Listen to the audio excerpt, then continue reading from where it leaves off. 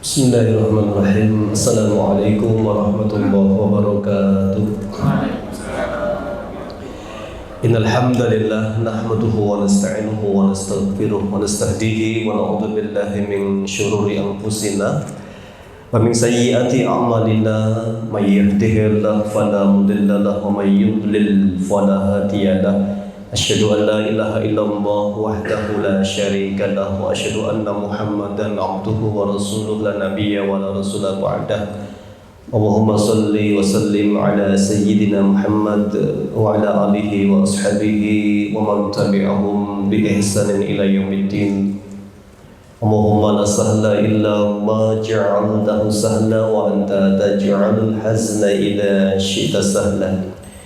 Allahumma inni a'udzu bika min ilmin la yanfa' wa min qalbin la yakhsha wa min nafsin la tashba' wa min da'watin la yustajabu laha. Allahumma inni a'udzu bika min haula'il arba'.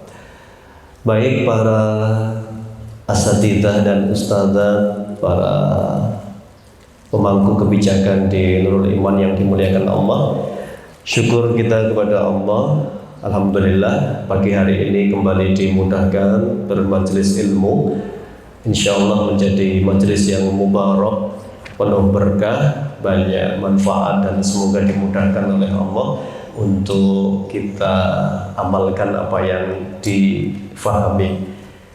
Annamal insana ma lam ya'lam. Ibnu Katsir menafsirkan man amila bima alima, siapa yang mengamalkan apa yang sudah difahaminya, warasahullahu ilman man lam yakun ya'lam, Allah akan wariskan ilmu yang belum dia ketahui sebelumnya. Begitulah adab kepada ilmu, berusaha kita amalkan agar ilmu yang lain dibuka oleh Allah, dimudahkan untuk kita dapatkan. Baik, saya meneruskan tema bulan lalu, maaf ya.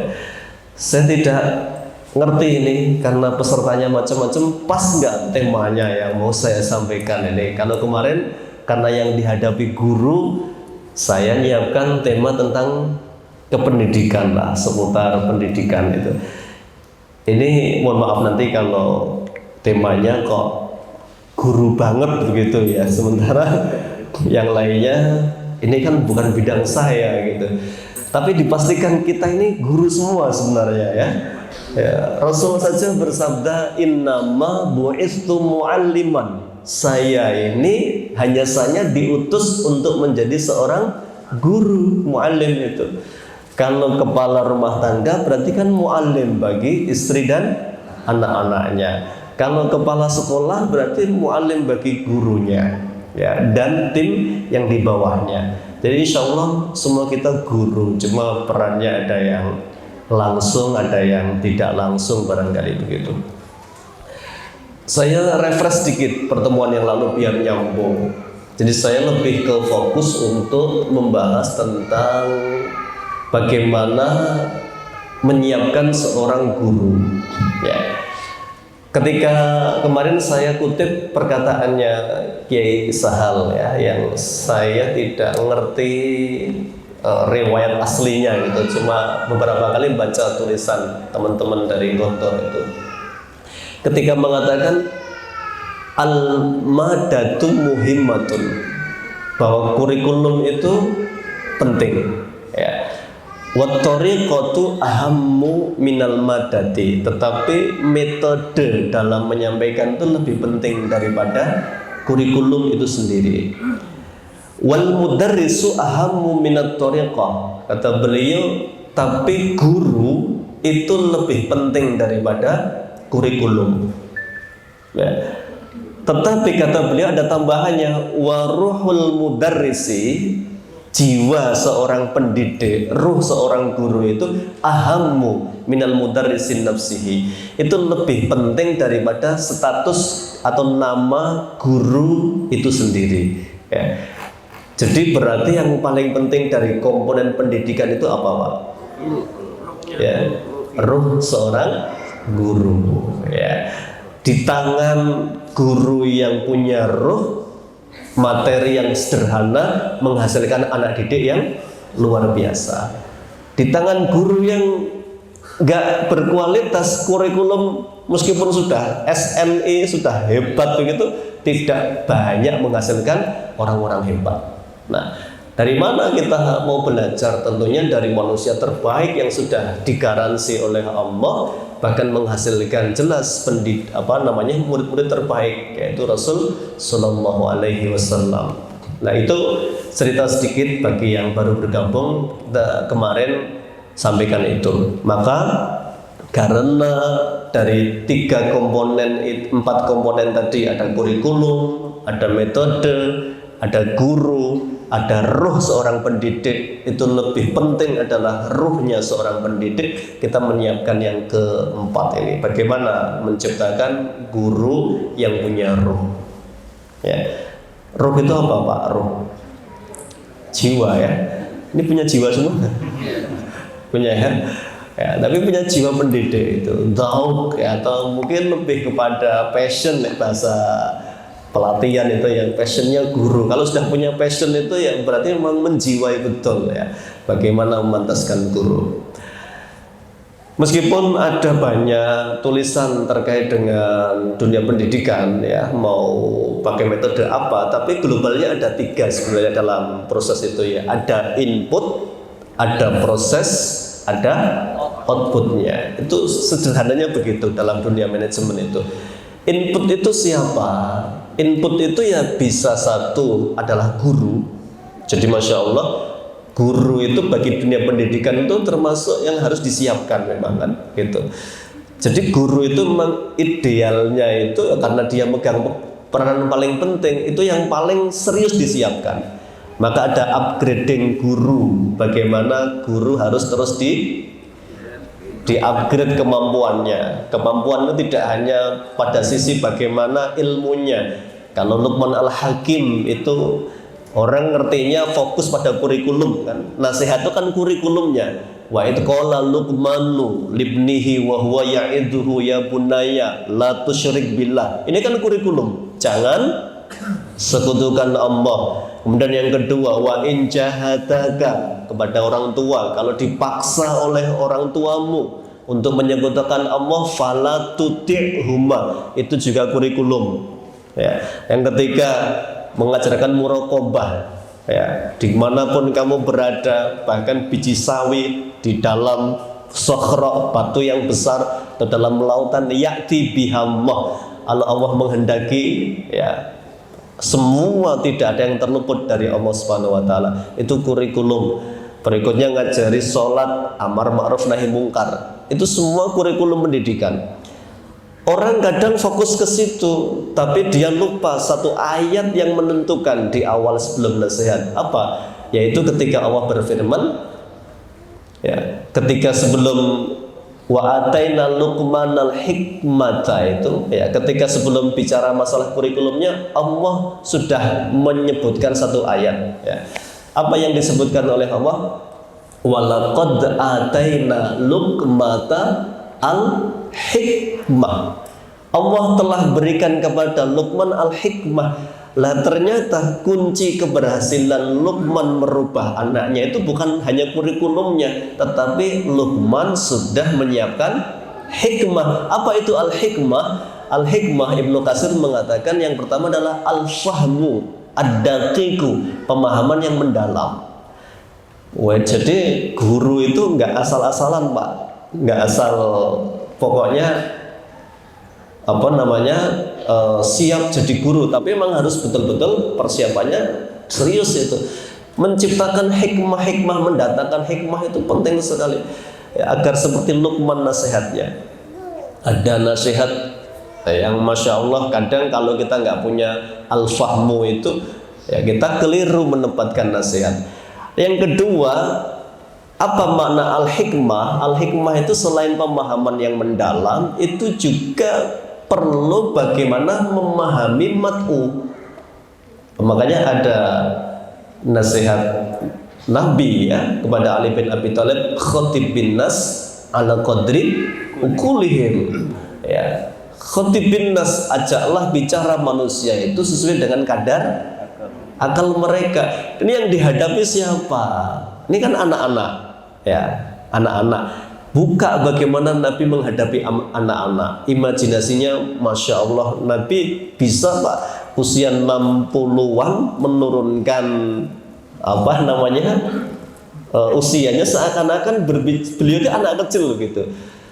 Coba saya buka satu kisah misalnya, ketika Nabi ketemu adiknya Anas bin Malik kalau nggak salah. Anas bin Malik itu punya saudara, namanya panggilannya Aba Umair. Ya, satu hari burung peliharaan dia itu mati kan, burungnya kecil mati, burung pipit itu. Nangis itu didekati oleh Nabi, di elus punggungnya ditanya, ya Aba Umair, madza fa'ala Nughair gitu. Ya. Nah, kok nangis kenapa begitu? Dia jawab, burung saya mati ya Rasulullah begitu. Ya, cerita. Kemudian dipuji, ini hebatnya apa kok sampai kamu sedih begini ini? Dia cerita. Itu dengan menceritakan itu, anak itu seakan-akan apa? Punya tempat bagaimana kepada siapa dia mencurahkan perasaannya. Dan masya Allah itu nggak nyambung Pak, anak kecil sama mbah-mbah itu. Tapi Nabi bisa menyelami. Ya. Kepada anak muda tentunya sentuhannya lain. Ya, makanya Nabi ketika kepada Anas bin Malik lain. Ketika Anas mau ngambil apa itu? Satu hari diajak makan bareng sama Nabi. Anak kecil Pak, yang diambil dulu yang apa biasanya? Yang paling seneng apa? Ya kalau warna ya yang nyolok, merah, yang manis kan. Dia mengambil yang paling jauh gitu kan. Ya. Kemudian tangannya ditepis oleh Nabi. Ya, ya.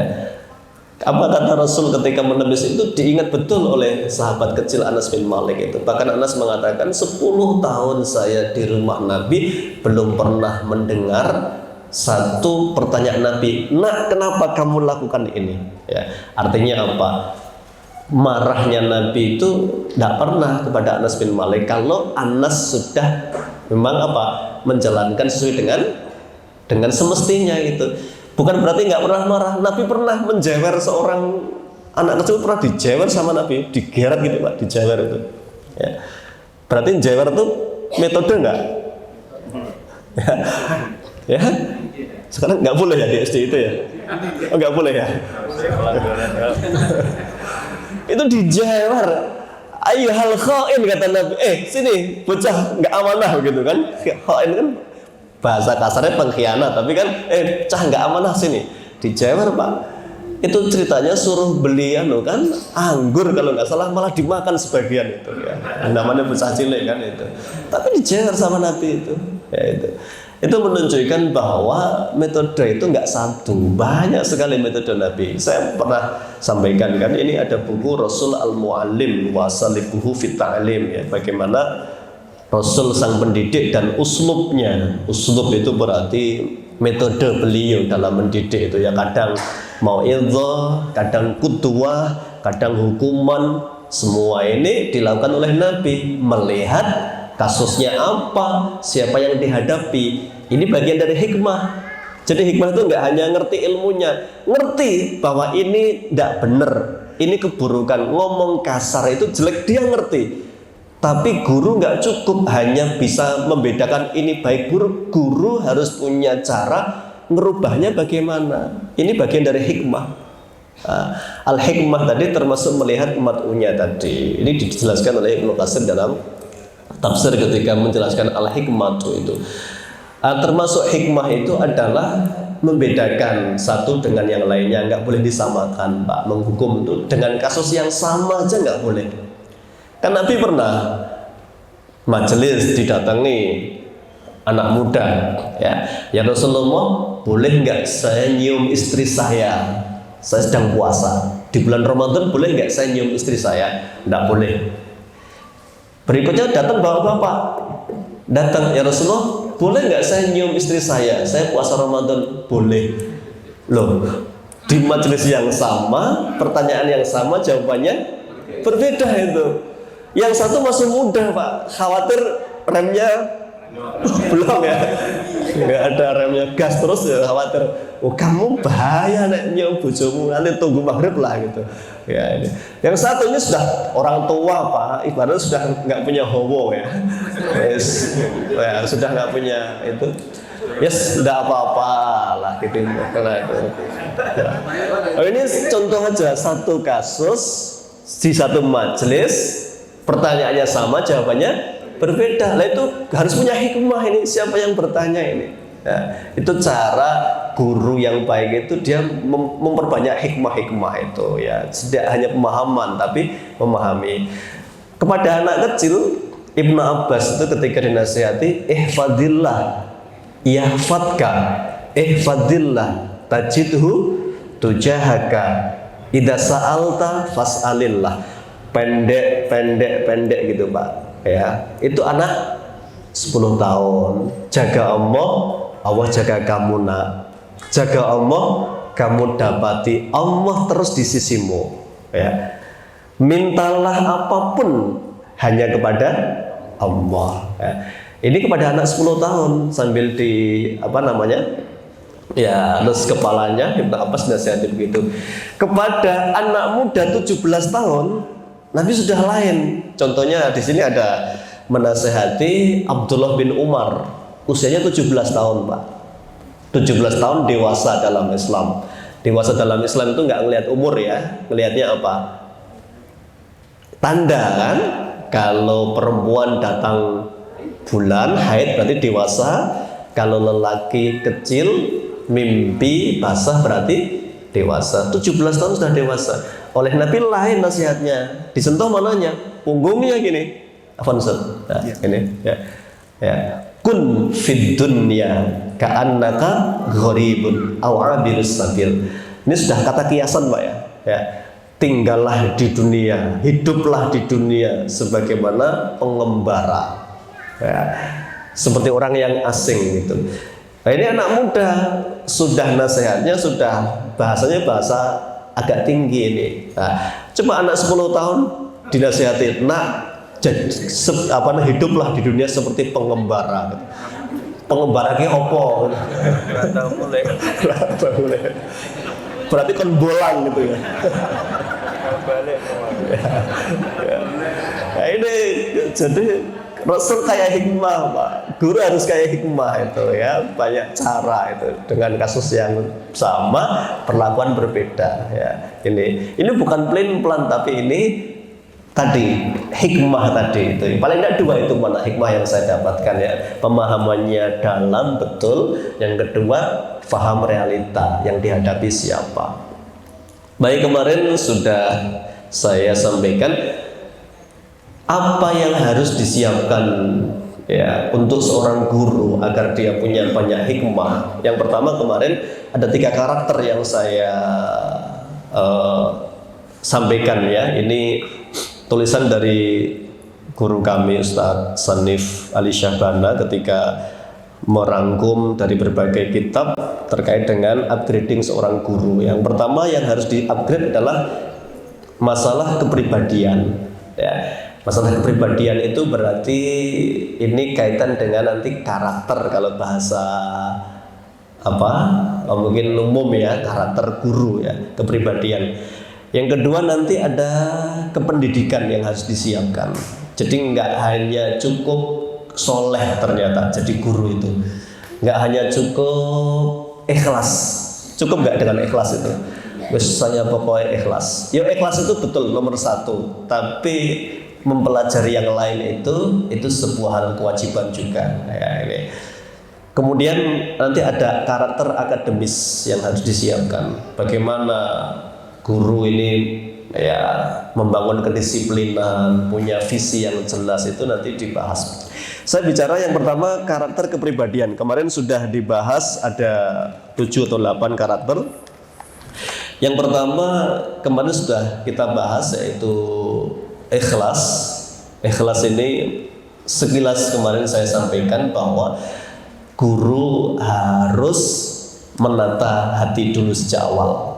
Ikhlas itu bermakna bukan berarti tanpa bayaran atau nggak ada busyronya, itu enggak. Ikhlas itu lebih kepada menyadari bahwa ini adalah investasi. Bukankah Nabi bersabda, "Idza mata ibnu Adam inqata'a anhu amaluhu illa min salasa." Ada sedekah jariyah. Saya baca dalam kitab Jami'ul Ulum wal Hikam, Ibnu Rajab mengatakan, sebagian ulama mengatakan sedekahun jariyah itu kalau sudah nggak dipakai maka tidak melahirkan pahala lagi, karena sudah tidak jaroyat jiroyatan, itu sudah tidak mengalir berjalan nanti itu.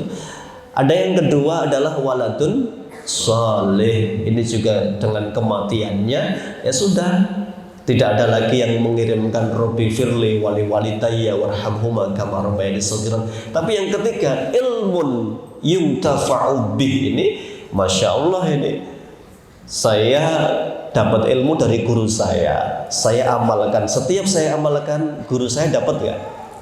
Dapat. Saya ajarkan kepada murid saya mengajarkan kepada muridnya, terus begitu. Kita bayangkan, tidak ada putusnya ilmun yuntafa'u bih ini. Man dalla 'alal khair falahu mislu ajri fa'ilihi. Siapa menunjukkan kepada kebajikan, setiap yang diajari itu mengamalkan, melakukan, setiap itu pula guru pengajarnya mendapatkan ilmunya. Itu motivasi pertama seorang guru. Mohon maaf, kita kalau hanya menunggu rupiah di tanggal berapa? 30 atau 31 itu kecil sekali, Pak, itu. Ya, kecil sekali. Kecil artinya kecil maknanya, bukan jumlahnya. Saya nggak bicara jumlah ya, sarung kan. Ya. Jumlahnya juga kecil. Oh gitu ya. Kecil besar itu kata Nabi di sini, Pak. Ghina itu di mana? Ghina nafas, ya. Ini mencukupkan diri, ya. Saya mohon maaf, tidak ada pesan sponsor sama sekali, ya. Saya tidak distal dulu sama yayasan, nanti tolong guru diajari ikhlas, minta nuntut tambahan itu. Saya nggak ada pesan sponsor ya.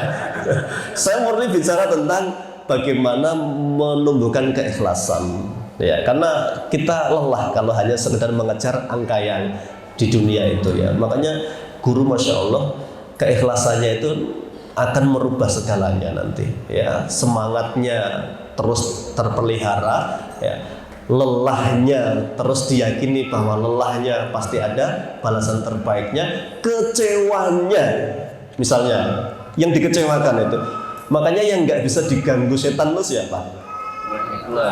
Illa ibadatal mukhlasin, minhumul mukhlasin, kecuali mereka yang ikhlas. Orang ikhlas susah, Pak, ya. Sudah berkarya sekian lama, kemudian ada konflik tidak cocok, ada manajemen yang berubah, dia disingkirkan. Sebagaimana Khalid bin Walid, karyanya sudah luar biasa, jadi komandan sejak zaman Nabi. Kemudian di zaman Abu Bakar As-Siddiq, begitu Khalifah Umar naik, hal pertama yang dilakukan ngirim surat ke front. Ketika perang sudah tinggal berkecamuk, tiba-tiba datang surat. Ketika kamu baca surat ini, wahai Khalid, serahkan kepemimpinan kepada Abu Ubaidah Ibnul Jarrah.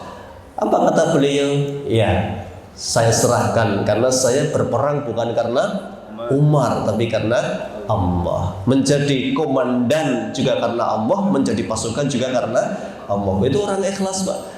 Lalu nek setan kan karena ngomori Khalid, jawab Khalid. Jawab dulu. Umar kok kemakiman kayak sedina dari khalifah gitu. Itu kalau nggak ikhlas kan, Pak, gitu. Ya, suruh jawab kan, kompornya kan gitu setan itu, ya. Apa nggak tahu rekam jejak saya? Ya, itu ya. Mohon maaf. Jadi memang keikhlasan itu obat dari semua, dari kepahitan termasuk. Kadang orang ikhlas itu memang nggak ada nilainya di hadapan manusia, terkadang begitu sering dilupakan. Makanya kemarin karakter pertama yang harus dihidupkan terus adalah ikhlas. Ikhlas itu, bahkan ikhlas inilah yang kelak membuat semua apa yang kita lakukan itu ada sisa nilai pahalanya di hadapan Allah Subhanahu wa taala. Yang kedua, kemarin saya sampaikan muraqabah. Ini puncak dari sebuah tingkatan Amal itu kan ihsan, ada iman, Islam, ada iman, ada ihsan.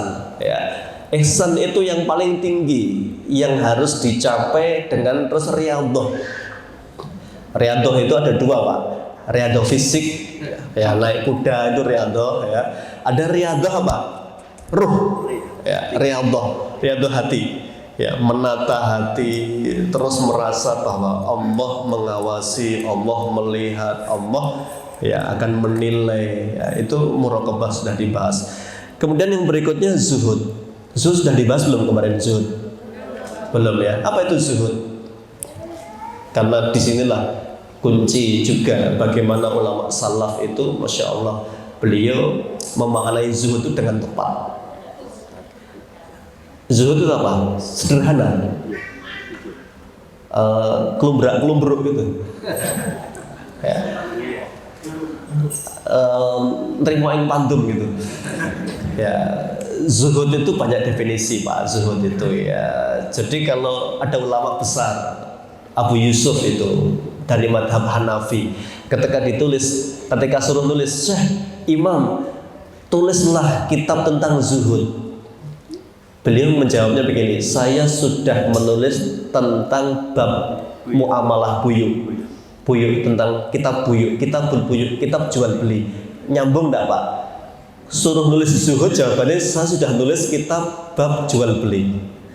Kesannya kayak enggak nyambung itu, tapi justru zuhud itu adalah salah satunya orang berhati-hati dalam muamalah, tidak mengambil yang haram, juga tidak mengambil yang syubhat tadi itu zuhud, Pak.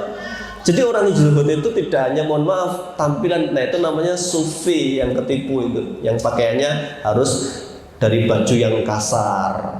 Saya baca di bukunya Dr. Irsyad Majid itu, beliau pakar sejarah yang sudah meninggal dunia, karyanya luar biasa. Ketika beliau mengatakan Salahuddin Al-Ayyubi itu kan kalau kita mendengar namanya itu seakan kayak pahlawan yang memang langsung begitu ada beliau semua urusan selesai. Loh, beliau ini hanya satu puzzle dari ratusan puzzle. Ya, beliau ini hanya satu komponen dari sekian banyak komponen. Ternyata yang mentarbiyah, menyiapkan Salahuddin Al-Ayyubi, salah satunya adalah Syekh atau Hujjatul Islam Al-Ghazali.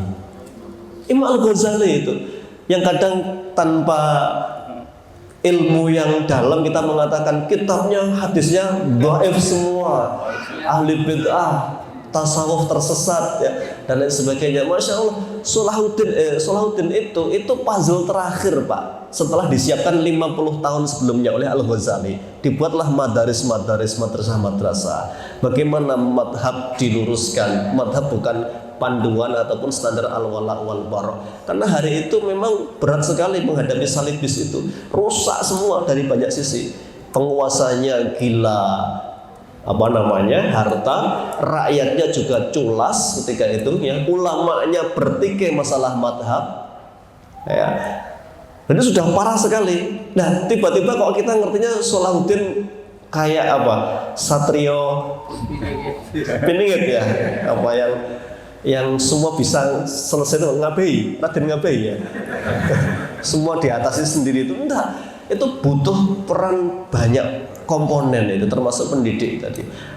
Zuhud itu tadi definisinya ya tadi, jadi dia menjauhkan dari sesuatu yang dilarang oleh agama, itu termasuk zuhud.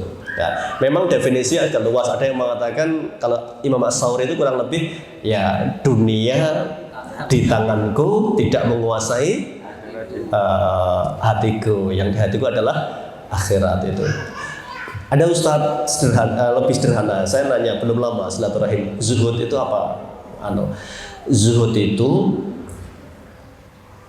orang mampu beli mobil Innova baru, tapi dia pilih beli Avanza.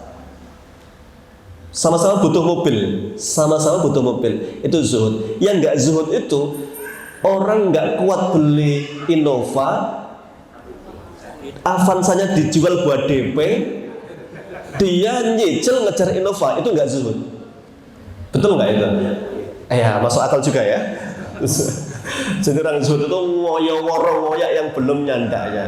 Mampunya beli motor grand ya, grand saja, yang penting cash ya, daripada bulanan buat nyicil Vario. Berarti kan nggak zuhud gitu. Kok betul ya, sederhana tapi ya ngepasi begitu ya, nggak pakai dalil gitu. Jadi, nah termasuk disampaikan di sini ada buku bagus yang perlu dibahas juga nanti di majelis guru. Judulnya Tadhkiratus Sami' wal Mutakallim ya, Ibnul Jamaah ya, dari mazhab Asy-Syafi'i ya. Beliau Qadhil Qudhat ya, jadi memang Masya Allah ya, hakim tertinggi di 3 kota, di Misra, Damaskus sama Syam kalau nggak salah, di 3 kota. Orang ini hebat sekali. Nulis kitab Tadhkiratus Sami' wal Mutakallim. Ada bab di situ, ada 5 bab. Bab pertama fadlul ilmi, bab yang kedua adalah adab tolab, adab pencari ilmu, termasuk adab guru kepada dirinya sendiri. Di situ ada bab zuhud. Zuhud itu beliau sampaikan adalah ciri guru yang zuhud itu pembicaraannya itu didominasi bagaimana memajukan anak-anak, menghasilkan anak-anak, mensolehkan anak-anak. Itu guru yang zuhud. Guru yang tidak zuhud pembicaranya didominasi dunia. Apa ya yang kameranya jernih itu HP? Harganya berapa ya? RAM-nya berapa ya? Guru model begini itu kata beliau nggak zuhud. Ya, kendaraan yang bagus apa ya? Yang bagus, murah, ngirit, ya, gitu ya. Pokoknya ketemu teman tuh yang dibicarakan dunia. Istirahat dari ngajar itu yang dibicarakan dunia. Ini berarti zuhudnya hilang dari seorang pendidik. Itu kata beliau. Jadi kalau sudah majelis guru didominasi pembicaraannya tentang gaji, harta, fasilitas, itu berarti zuhudnya sudah hilang. Ya, ini ditulis oleh beliau di dalam kitab Tadhkiratus Sami' wal Mutakallim. Ya. Ini perihal zuhud. Jadi zuhud itu mohon maaf tidak sekedar berpakaian sederhana. Jangan keliru. Ada sahabatnya Imam Ahmad bin Hanbal. Imam Ahmad bin Hanbal itu Masya Allah, kita ngertinya Imam Ahmad itu imam yang zuhud kan, ngertinya kita. Memang betul zuhud beliau. Beliau itu sakit keras. Ketika harus berobat, yang punya obatnya itu termasuk yang bisa meramu obatnya itu harus pakai fasilitas dari negara yang diyakini dolimnya luar biasa kepada ulama. Kan di zaman beliau kan kejam sekali itu. Ada fitnah khalqul Quran gitu. Beliau nggak sudi, lebih seneng ya Allah ridho ya, meskipun sakit nggak sembuh daripada berobat dengan fasilitas negara yang dolimnya luar biasa kepada para ulama saat itu zuhud ya.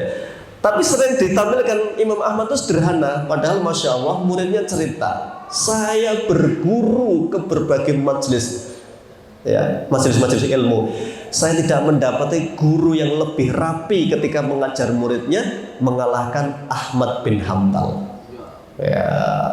Jadi beliau itu terinspirasi dari hadis Nabi yang panjang, hadis kedua dalam hadis Arba'in Nawawi itu, hadis Jibril itu ketika datang mengajar, syadidun bayad distiyab, bajunya bersih putih ya, syadidun sawati sya'ar, rambutnya rapi ya, dipotong rapi, kalaupun gondrong ya harusnya pakai imamah ya, pakai serban ditutup itu. La yura alaihi asarus safar, tidak nampak wajah kelelahan Pak. Safar itu kan mesti kemeringet, kecut ya, wajahnya wis pokoknya santri pernah wis megah ya. Sangat meyakinkan ya. Tapi Ahmad bin Hanbal itu Masya Allah, meskipun kita mengenalnya zuhud, tapi beliau ini enggak begitu. Beliau tampilannya ketika ngajar paling menarik itu, diusahakan. Nah, menarik itu ya tidak harus baru kan, bersih ya, setrika lah ya, rapi begitu. Ini jadi zuhudnya Imam Ahmad itu ditempatkan pada tempat yang tepat tadi. Masalah dunia zuhudnya luar biasa, tapi dalam hal penampilan beliau tampilan yang terbaik ketika mengajar, sebagaimana Jibril mengajarkan kepada Nabi, atakum yu'allimukum dinakum, dia datang untuk mengajarkan adab ilmu kepada kalian.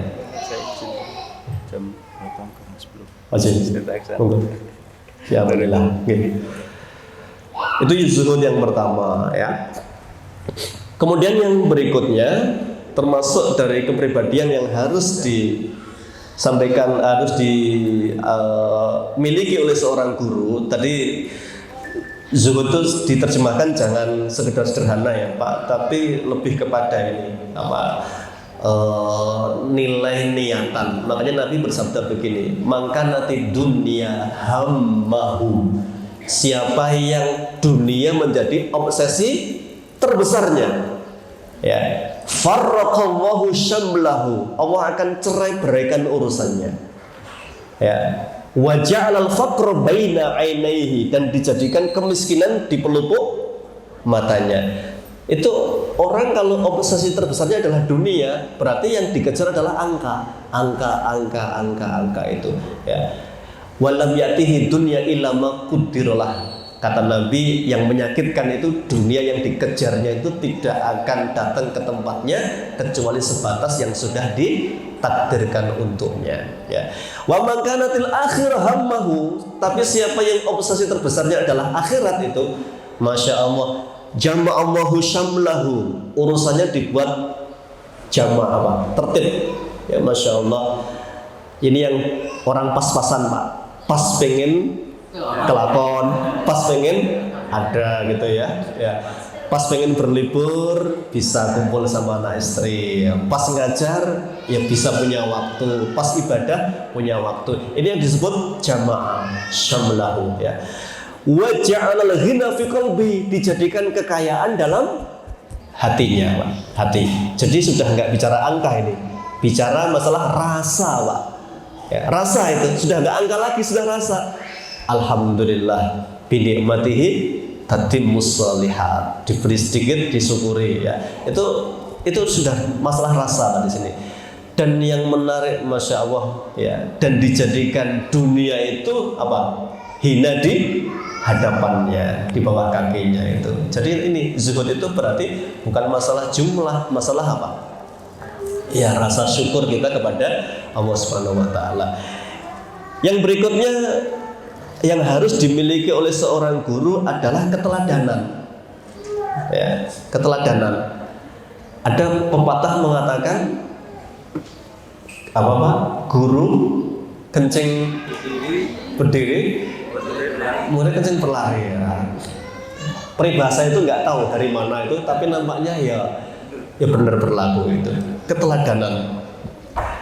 Ada ulama besar, ya, namanya Utbah bin Abi Sofyan, penguasa besar. Ini saudaranya Muawiyah bin Abi Sofyan. Utbah bin Abi Sofyan. Beliau alim, pemimpin, tetapi masya Allah, ya, beliau ketika memilihkan guru untuk anak-anaknya. Jadi Pak, juga tidak benar sepenuhnya bahwa zaman dulu itu semua anak belajar dari orang tuanya. Ada yang nggak sempat itu. Umar bin Abdul Aziz itu, karena bapaknya Abdul Aziz itu kan khalif, kan gubernur, sibuknya luar biasa. Sering sejak kecil dititipkan kepada guru itu, dipondokkan, dititipkan kepada guru, tapi terus dipantau. Ya, ini bedanya orang tua yang punya hikmah dengan yang nggak punya hikmah itu begitu. Ini bukan orang tua yang sok keminter, enggak, tapi dia paham visi itu. Maka karena Utbah bin Abi Sofyan ini orang alim, ketika nitipkan kepada gurunya itu, beliau memberikan masukan, liyakun awwala islahika liwalidi islahuka linafsika. Ketahuilah guru, ya, gurunya anak-anak, meskipun ilmunya di bawahnya Pak ketika itu, ya, di bawahnya Utbah. Ketahuilah hal pertama yang harus kamu lakukan untuk merubah anakku adalah rubahlah dirimu sendiri. Ibda bin nafsik, rubahlah dirimu sendiri. Kenapa? Wal qabihu indahum matarakta wal hasanu indahum masana'ta. Anak-anak ini ngertinya hal yang baik itu adalah semua yang dilakukan oleh guru. Guru, mohon maaf, minum dengan tangan kiri, Sementara di pelajarannya guru menyampaikan minumlah dengan tangan kanan. Anak lebih ngandel mana Pak? Lebih mendengarkan mana anak? Lebih mendengar, melihat prakteknya. Itu yang maksudnya. Jadi keburukan itu adalah yang tidak kamu lakukan, dan kebaikan itu semua yang dilakukan oleh guru. Pokoknya ngertinya guru ngono berarti apik. Itu anak-anak Pak. Ya. Jadi makanya yang pertama berarti di sini keteladanan. Jadi nggak butuh banyak nasihat panjang-panjang. Kalau guru itu sudah memantaskan diri jadi teladan, selesai sebenarnya.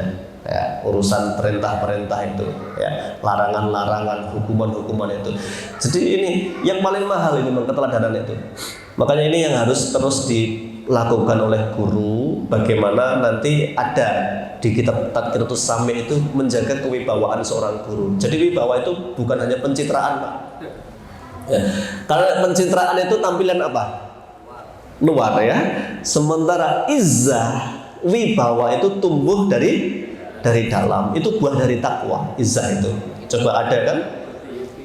Ya. Makanya kadang ada guru yang masya Allah di pesantren itu nggak banyak bicara. Sekali bicara, wah itu bisa gempar ya.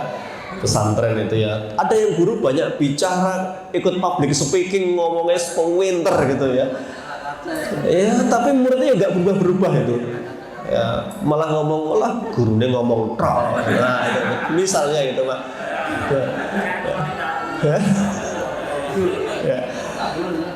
Ya itu. Jadi di sini keteladanan itu nomor satu ternyata. Ya, apalagi dunia anak Pak. Dunia anak itu dia dunia kuduah keteladanan. Ya, apalagi di usia kecil. Makanya Nabi memerintahkan muru auladakum bis-sholati wa hum abna'u sab'i sinin. Perintahkan anakmu salat kalau usia 7 tahun. Usia 7, 8, 9 dilarang pakai kekerasan tuh nggak boleh, maksa nggak boleh, ngancam nggak boleh, apalagi mukul. Kita suruh sabar. Wong jelas memang yang paling berat itu ngajari anak sholat. Perintahnya sampai wastobir, bukan hanya wasbir, wastobir. Itu berarti sabare konsing luwih tenanan gitu ya. Ya wastobir itu di atas sabar. Macam sabar Pak. Ya. Subuh bangunkan, ketika sudah usia 7 tahun harus bangun sebelum subuh, dibangunkan. Nggak bangun jangan dipaksa. Tetap habis pulang dari masjid kita bangunkan kembali. Ya. Duhur diingatkan, asar dicari main, maghrib diajak kalau laki-laki ke masjid sebaiknya karena bapaknya sudah pulang kerja barangkali. Itu keteladanan semua Pak. Kita dikasih kesempatan boleh keras itu wadribuhum 'alaiha wa hum abna'u asyri sinin. Keteladanan sudah dibangun 3 tahun. Ya insya Allah begitu adzan hayya 'alas shalah, bapaknya sudah rapi, pakai peci lengkap, bersih, rapi. Anak itu mesti mikir, oh bapak kok bagus sekali. Coba andaikan bapaknya sudah hayya 'alas shalah masih mohon maaf mainan HP ya. Begitu sudah Subhanallah, subhanallah begitu. Allahu akbar, langsung gedebuk. HP-nya taruh, nganggo sarung, ya. Sampai sana kepentut Pak, masih wudu dulu. Ya, begitu sudah minal jinnati wan nas, rukuk dia baru lari ngoyak. Wis alhamdulillah masih dapat rukuk itu. Wong ini kok mau jadi keteladanan. Iya, anaknya seneni, mohon maaf, jauh ya. Jadi metode terbaik itu kuduah. Nggak butuh banyak kata-kata, hanya butuh inspirasi anak-anak kita ini. Pastikan begitu. Ini apalagi dunia anak, harus butuh keteladanan terus. Tentunya nggak cukup keteladanan, ada nasihat mau'izah, ya, ada hukuman nanti, tapi ada. Islam itu kaya Pak, tidak boleh membuang satu metode dengan mengatakan itu nggak efektif. Kalau datang dari Nabi pasti itu konsep, harus diyakini ya. Kalau datang dari Nabi pasti konsep Pak. Ya. Kalau datang dari manusia bisa tips. Ya. Jenengan kan sudah ikut kelas-kelas, saya nggak nyebut merek ya, kelas pelatihan apa? Tips anak jadi manut. Nah, jenengan bulan ini ngundang pembicara A, besok B, bisa beda nggak? Namanya tips Pak. Tips itu seperti cincin. Saya beli cincin tak pakai saya, cocok. Ya sesuai dengan warna kulit, besar kecilnya jari. Tak kasihkan jenengan, Pak ini dari saya. Dipakai mesti cocok nggak? Belum tentu. Kadang nggak amot. Mungkin kulitnya lebih putih sehingga nggak kelihatan. Ya harus ganti warna lagi. Namanya tips, bisa nggak cocok. Tapi kalau konsep, siapapun yang menerapkan hasilnya sama insya Allah. Makanya semua yang datang dari Al-Quran, Sunnah ini wajib diterima karena itu konsep. Jam berapa Ustaz? 8 lebih. 8 lebih? Saya punya waktu sampai jam 8 Ustaz? Oh gitu ya? Berarti nambah sedikit gak apa-apa? Oh gak apa-apa ya? Oh. Jangan ya. Ya, jadi kedua Bapak Ibu ini yang penting memang sebisa mungkin kita menjadi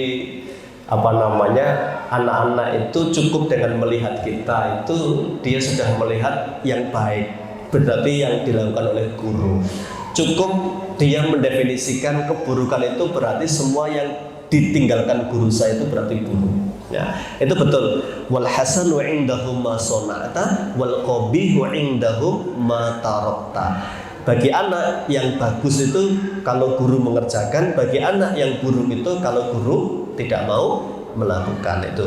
Ya, itu poin dari qudwah, keteladanan. Berikutnya adalah kepribadian yang harus dibangun adalah amanah. Amanah, Pak. Apa amanah itu? Nabi bersabda, la imana liman la amanatan lahu. Tidak ada iman orang yang tidak punya amanah. Amanah itu kalau disandingkan dengan sifat biasanya membahas orang apa? Munafik ya. Ayatul munafiki salasa. Tanda orang munafik ada 3. Idza haddasa kadzdzaba. Kalau bicara bohong. Kalau dia berjanji mengkari. Wa idza tumina khana. Kita bicara yang ketiga. Kalau dipercaya dia berkhianat. Nah, maka kepribadian yang harus dibangun guru adalah amanah. Apa amanah yang harus dilakukan ketika bicara masalah guru? Yang pertama, amanah itu adalah senantiasa menambah bekal. Ya, atau menambah tadi hikmah-hikmah tadi. Berarti kan amanah, Pak. Kita daftar di sini, diamanai jadi kepala sekolah. Diamanai jadi kepala sekolah. Maka kepala sekolah yang amanah ini adalah yang terus dia memantaskan diri karena dia sudah naik level. Tidak hanya sekedar mengajar, tapi harus bisa memotivasi tim. Dia juga harus bisa mengatur bagaimana bisa harmoni. Ya, jadi harmoni itu tidak hanya seperti robot. Kalau robot itu kan bekerja, Pak, tapi kan nggak harmoni itu, karena bekerja bukan dengan hati itu. Tapi kalau dengan hati berarti ada harmoni, nyaman suasananya, seneng ya. Itu nomor 1 menurut saya, nyaman itu. Kalau sudah nggak nyaman, ya sudah. Ya. Ciri nggak nyaman itu datang terlambat, pulang kasih. Itu sudah nggak nyaman berarti. Ya. Ketemu pengen cepet-cepet pergi dengan berbagai alasan, itu sudah nggak nyaman. Nah, bagaimana seorang kepala misalnya dia amanah, ya dia mengupgrade apa yang harus dilakukan oleh seorang kepala. Guru juga begitu. Ketika diberi amanah sebagai seorang guru, ciri amanah yang pertama adalah dia harus mengupgrade keilmuan, mencari hikmah-hikmah tadi itu. Ya. Ada keluhan dari seorang guru yang membandingkan, wah Ustadz, kelas saya itu kelas yang super sing angel-angel dikumpulke di kelas saya gitu. Ya. Ada yang begitu? Ada ya? Ya. Berarti ketika Anda dipercaya ngelola kelas yang super itu, berarti Anda dipandang mampu. Maka ciri orang yang amanah, dia berpikir, mempelajari ini, anak ini gimana menundukkannya, model-model begini. Itu orang amanah. 1, dia mencari bekal untuk mengilmui apa yang dihadapi. Itu ciri amanah yang pertama dalam hal guru ya. Yang kedua adalah dia tidak memaksakan sesuatu di luar batas kemampuannya. Nah, ini juga ciri amanah, tidak memaksakan diri. Amanah ilmu itu Pak, kalau ditanya tidak tahu jawabannya apa? Wallahu a'lam. Itu amanah ilmu itu ya.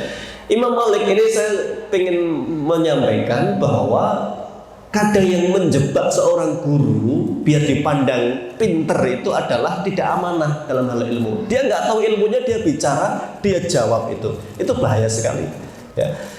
Imam Malik rahimahullah, alimul Madinah, ini orang yang alim di Madinah. Ketika beliau datang wafdun, seorang utusan, jauh sekali perjalanannya, berbulan-bulan ya, datang membawa 40 pertanyaan Pak ya, datang sudah sampai Imam Malik, disodorkanlah 40 pertanyaan itu. Dari 40 pertanyaan yang dijawab hanya 3. Yang 37 itu wallahu a'lam, la adri, la a'rif, saya nggak ngerti, wallahu a'lam, saya nggak ngerti. Itu pemuda itu protes, wahai imam, saya harus ngomong apa? Wong saya ini diutus, dipercaya berbulan-bulan dari sana, bahwa pertanyaan ini saya amanah dari penduduk kampung saya. Jawab kepada yang utus kamu. Imam Malik jawabnya nggak tahu. Dioyak-oyak Pak, ya nggak ngerti gitu. Karena memang bukan bidangnya yang ditanyakan. Ini ciri orang alim yang amanah Pak. Jadi bukan mentang-mentang, mohon maaf, anak SD adalah dapusi gampang gitu ya. Misalnya itu, ini tidak boleh. Amanah ilmu itu tidak boleh kalau nggak ngerti wallahu alam. Misalnya ustadznya bercerita kisah gitu, terus ditanya kisah misalnya yang terkenal Sa'labah misalnya. Ustadz, Sa'labah itu bener nggak sih? Tadinya penggembala kambing, padahal ustadznya nggak ngerti itu. Dia ngomong, iya itu penggembala kambing itu. Padahal ngawur Pak itu. Dia juga tahu. Oh tak hapusi wae bocah itu. Gitu. Ini tidak boleh Pak. Jadi amanah ilmu salah satunya adalah tidak memaksakan di luar batas kemampuannya. Artinya dia kalau tidak tahu jawab tidak tahu. Ini amanah ya. Kemudian yang berikutnya, tidak menyembunyikan apa yang ia punya. Ya, ini juga amanah, amanah ilmu. Ada pepatah di Arab itu, faqidu syai' la yu'ti, yang tidak punya sesuatu tidak bisa memberi. Ini yang dikatakan guru harus kaya amunisi ya. Begini kok masih rame, rubah begini kok masih rame, begini kok masih rame. Wah, guru harus pintar itu. Jangan sudah diajari oleh mentor ya, bagaimana menghadapi berbagai anak-anak. Emang begitu, faqidu syai' la yu'ti, harus banyak. Nah, termasuk tidak menyembunyikan ilmu itu artinya bahwa bukan berarti sesuatu harus dibuka semuanya. Ini juga nggak amanah termasuknya ya. Buka semua itu nggak amanah juga, karena butuh tadarus tahapan dalam penyampaian itu. Karena kalau nggak jadi fitnah tuh. Mohon maaf, anak kecil misalnya ya, anak kecil sudah diajari misalnya tema anak kecil tentang dzikrul maut misalnya itu. Anak kecil Pak, anak usia 7 tahun ya, temanya TK dzikrul maut, mengingat kematian. Bener nggak temanya? Bener. Ya bener, tapi kan kurang pas. Anak kecil ya birrul walidain, hormat kepada guru, berbakti kepada orang tua, semangat ibadah, mudah berbagi, itu amanah berarti ya. Termasuk nggak amanah tadi, menyampaikan ilmu tidak pada pas tempatnya, itu amanah. Yang poin satu lagi ya, sabar ini ya, sabar. Ini juga kepribadian yang harus dirubah. Saya nanya dulu Pak, sabar ada batasnya enggak Ustazah? Sabar ada batasnya enggak? Ya, tidak ada ya, kalau kata Ustazah enggak ada. Kalau ada Ustaz, sabar ada batasnya enggak? Enggak ada ya? Ya, ada ya? Innama yuwaffas sabiruna ajrahum bighairi hisab. Hanya saja pahala orang yang sabar itu akan tidak dibatasi oleh Allah. Itu pahalanya juga tidak ada batasnya. memang ada yang ngomong sabar ada batasnya, itu manusia Pak. Ya, biasanya berapa kali dikecewakan? 3 kali ya. Ya, di atas 3 sudah nggak ada toleransi ya. Ya. Nabi Nuh alaihi salam ketika beliau berdoa, nanti dia buka surat Nuh. Surat Nuh itu surat yang menggambarkan dakwah beliau, mulai dari cara terang-terangan ya jiharon, siron ya, diam-diam ya asrortu ya, dengan diam-diam, kadang dengan jiharon, dengan terang-terangan, door to door, satu majlis ke majlis lain, tetapi masya Allah tidak banyak berubah ya, sampai akhirnya beliau berdoa. Doanya apa? Rabbi la tadhar 'alal ardi minal kafirina dayyara. Ya Allah, jangan kau sisakan satu pun rumah orang kafir masih utuh, tegak berdiri ya. Ibaratnya apa? Wis orang usah diturai wong kafir, pateni kabeh gitu kan. Ya, misal itu. Paling nek urip yo anake padha karo bapakne gitu. Itu ndeluhi kersa enggak itu? Ya, kan dikabulkan tapi Pak doanya, tapi alasan ini yang nanti diungkapkan oleh Nabi Nuh ketika dimintai syafaat kubra, beliau tidak mau. Ya, salah satunya ini ya. Jadi betul, sabar nggak ada batasnya ya berarti ya. Kalaupun akhirnya kehilangan kesabaran itu manusiawinya manusia itu. Ya. Apa itu sabar dalam hal mendidik? Ya, sabar dalam hal mendidik, satu, tidak tergesa-gesa ingin mendapatkan hasil yang diinginkan. Ya, nih tidak tergesa-gesa. Berarti paling penting itu apa? Proses. Ya, hasil itu masya Allah. Hasil itu Pak, mauhib. Mauhib itu apa? Pemberian, anugerah dari Allah itu. Hasil itu begitu. Ya. Makanya kita nggak boleh terfokus pada hasil. Kalau terpancang pada hasil terus, misalnya ini anak usia 10 tahun misalnya, dia harus sudah nggak perlu diperintah, setiap subuh sudah bangun, duhur sudah ke masjid, asar sudah nggak main lagi, maghrib isya berjamaah di masjid.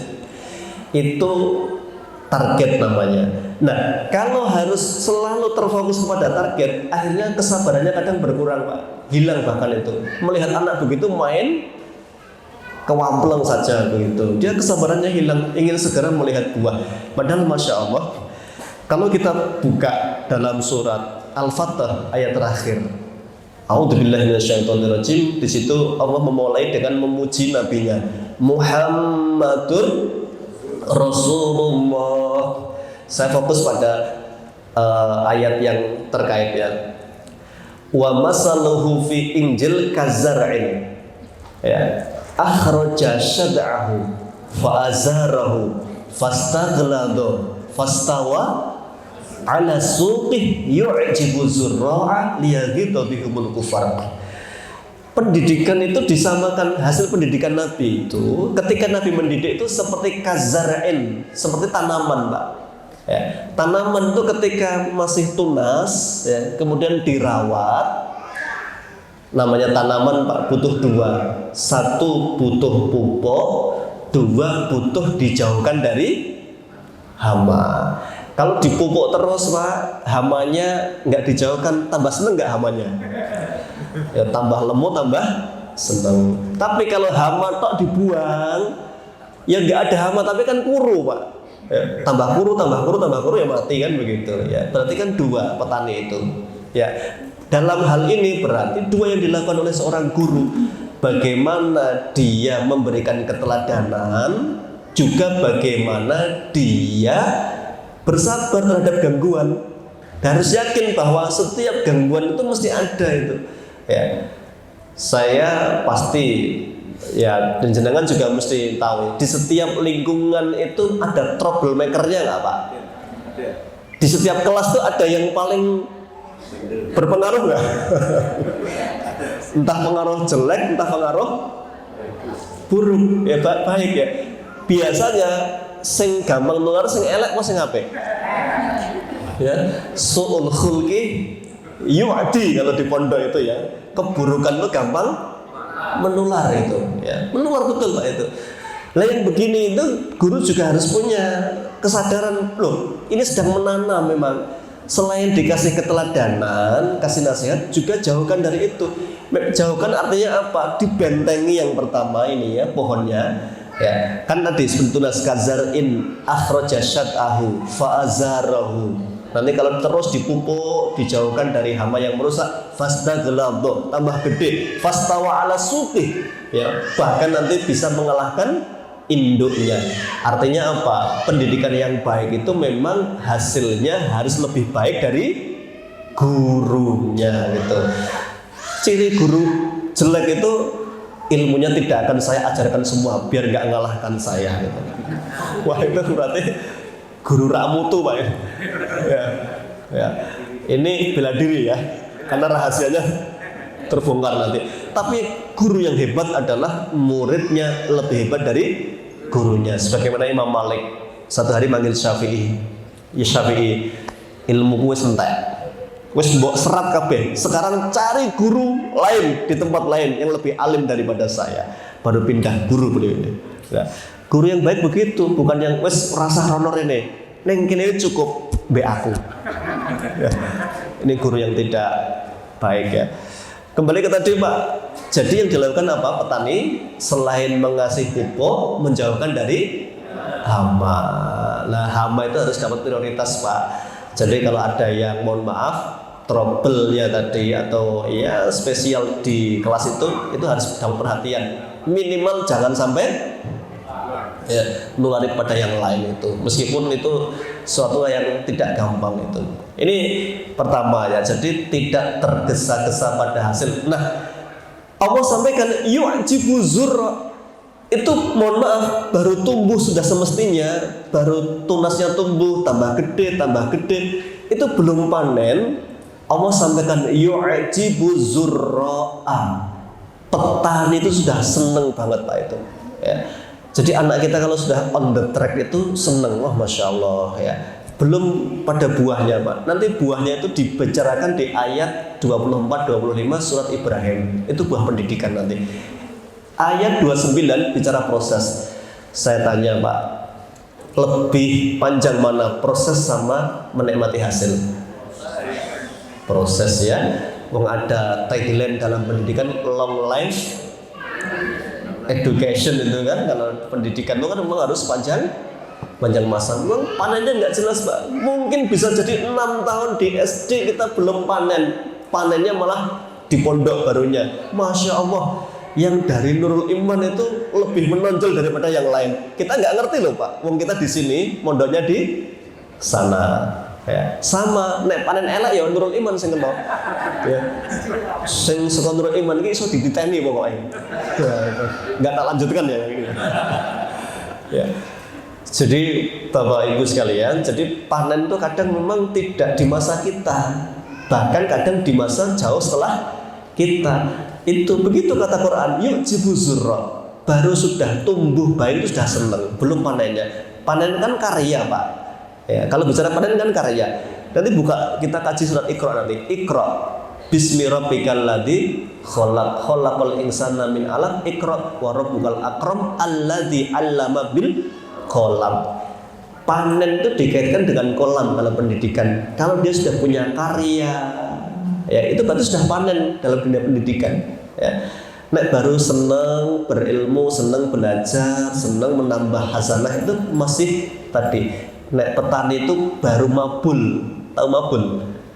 Baru tumbuh besar, keluar masih biji padinya itu belum ada isinya, tapi sudah sentuh Pak. Ini insya Allah berarti tidak lama lagi panen. Yang memanen silahkan, jenjang setelah kita, tapi kita nyiapkan tempat yang terbaik, benih yang terbaik, insya Allah panennya juga baik. Itu kesabaran yang pertama, sabar untuk menikmati proses, tidak tergesa-gesa mendapatkan hasilnya.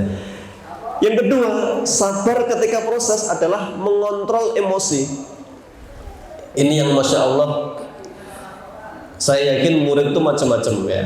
Jenengan sudah belajar banyak karena langsung di lapangan ya. Ada murid nggak nakal tapi dedel, ada nggak? Orang nyantol diulang. Ya. Ada yang nakal tapi cerdas itu. Ya. Orang tahu sinau begitu kan jatah maju ya orang tahu keliru Pak. Karena gurune mbok keliru minta hukum gitu ya. Tapi orang tahu keliru kuwi bocah iki.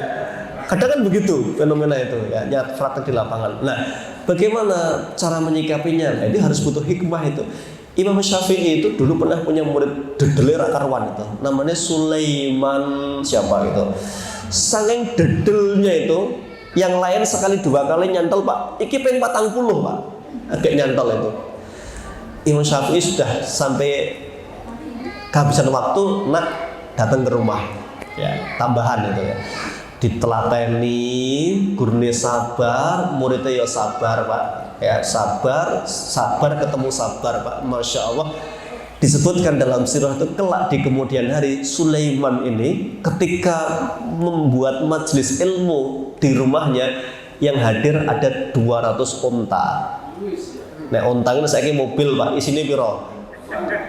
Misalnya Avanza isi 6 lah, berarti 200 ping 6 itu belum yang naik bigol, belum yang jalan kaki Pak. Itu hendak ditunjukkan bahwa murid yang tadinya dedel itu karena kesabaran guru di kemudian hari jadi ulama besar. Itu kesabaran guru. Dedel anut tapi dedel Pak, jengkelnya nggak lama-lama.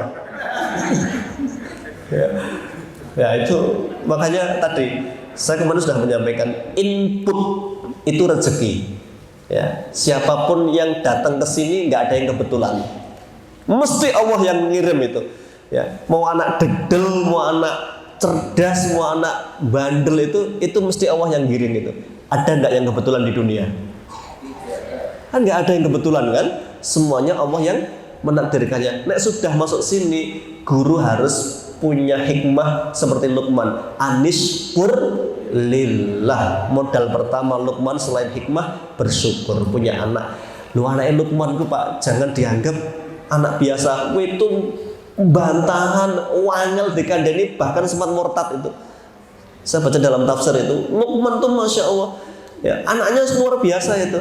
Tapi karena beliau punya hikmah dan bersyukur, ini bagaimanapun ini adalah anak saya. Bagaimanapun ini murid, ini Allah ngirim ke sini, itu kehendaknya Allah. Itu kalau sudah begitu Pak, kesabarannya akan muncul nanti guru itu.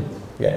Kalau enggak ya sudah mau begitu selesai pelajaran ngobrol karo koncone tobat cah kayak piye ngatasinnya gitu ya. Pokoknya ada setiap majelis itu ketemunya apa? Hanya mengeluh begitu.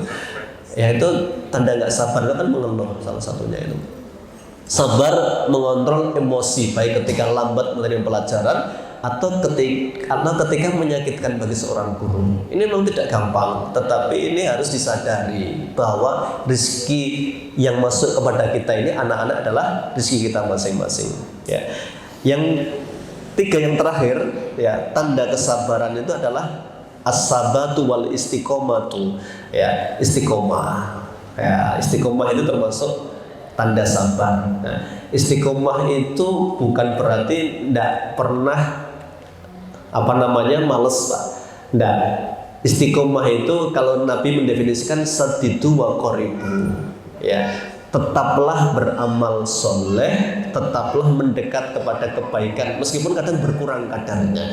Manusiawi Pak, kadang guru datang melihat muridnya begitu aras-arasen. Ya, itu selama dia tidak meninggalkan itu disebut istiqomah. Makanya Nabi Yunus oleh Allah disebut wala takun kasohibil hut. Muhammad kamu jangan kayak orang yang ditelan itu, ikan itu. Dia berdakwah, didebat, diremehkan, kemudian dia marah pergi meninggalkan umatnya, dan ternyata itu tidak disukai oleh Allah Subhanahu wa taala ya. Jadi ini kepribadian kesabaran yang harus ditumbuhkan. Saya terakhir nanya, sifat itu gawan bayi atau hasil dari ilmu Pak? Ya, sifat ya. Sabar, lemah lembut, atau sebaliknya ngamuan, Orang sabaran itu gawan bayi atau buah tarbiyah?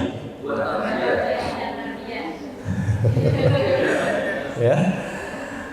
Kalau Nabi Ibrahim alaihissalam disebut oleh Allah, salah satu sifatnya adalah awwahun halimun. Innahu awwahun halim. Sungguh Ibrahim itu awwahun halimun, hatinya sangat lembut sekali. Maka ada yang mengkaji itu, ketika Allah bicara tentang istrinya Nabi Ibrahim yang bernama Sarah, ya, ketika itu Allah berfirman wa basyarnahu bigulamin alim, ya, wa basyarul bigulamin alim, maaf, kabarkan kepada Sarah dia akan punya anak yang cerdas. Nah, di situ ulama mengatakan bahwa kecerdasan itu biasanya diwariskan dari perempuan, ya, karena bicaranya tentang konteks Sarah. Ketika bicara tentang anak yang bernama Ismail, Allah berfirman wa basyarnahu bigulamin halim. Kami kabarkan kabar gembira kepada Ibrahim, dia akan punya anak yang lembut sekali seperti bapaknya. Berarti nek anak ngamuan iki melu pake apa buke? Pak ne, Pak. Ya. Nek anak bodoh melu pake apa buke? Ini ayat yang sama mirip, Pak. Yang satu alim, yang satu halim. Alim itu cerdas, halim itu lemah lembut. Artinya memang ada lemah lembut itu gawan bayi. Mau saya kasih contoh satu lagi. Suatu hari Rasulullah kedatangan utusan raja di sekitar Madinah itu setelah penaklukan Fathul Mekah kalau nggak salah, bicara dengan Nabi, kemudian Nabi mengatakan, sungguh kamu punya dua sifat yang utama. Dia malah gumun, ini baru saja atau sejak lahir ya Rasulullah? Bahkan itu sejak kecilmu, atau bahasa Jawa deh, gawan bayi. Apa ya Rasulullah? Al-hilmu, lemah lembut, wal anah, dan bijaksana, tidak tergesa-gesa. Jadi ternyata Pak, memang sifat itu ada yang bawaan Pak. Insya Allah nek bapaknya kalem, anaknya kalem. Nek bapaknya ya sebaliknya, anaknya sebaliknya gitu. Biasanya begitu Pak, insya Allah gitu. Kemudian ada yang buah tarbiyah. Nah, karena buah tarbiyah ini makanya Nabi bersabda, innama bu'istu liutammima makarimal akhlak. Saya diutus untuk menyempurnakan akhlak. Artinya apa? Orang Arab itu sudah banyak kebaikannya, cuma kurang sempurna. Maka disempurnakan oleh Nabi dengan apa? Tarbiyah. Tadinya pemberani. Dua sifat orang Arab, asyaja'ah wal karom, pemberani dan dermawan. Berani tapi tidak pada tempatnya. Jenenge wong Arab Pak, ma'ana illa min ghaziyatin. Wis pokoke aku mati urip melu ya sukuku gitu. Sukuku ngomong perang ya perang, mandek ya mandek. Enggak peduli bener salah melu mati pokoknya gitu. Itu berarti bener di jalan berani di jalan yang salah. Maka kehadiran Nabi itu untuk meluruskan, berani di jalan yang benar. Orang Arab dermawan Pak, siapapun dibantu itu, mau maksiat, mau apapun dikasih itu. Kedatangan Nabi untuk meluruskan, dermawan di jalan yang benar. Berarti Pak, sabar itu bisa dilatih Pak tidak? Ya, bisa ditarbiyah Pak tidak?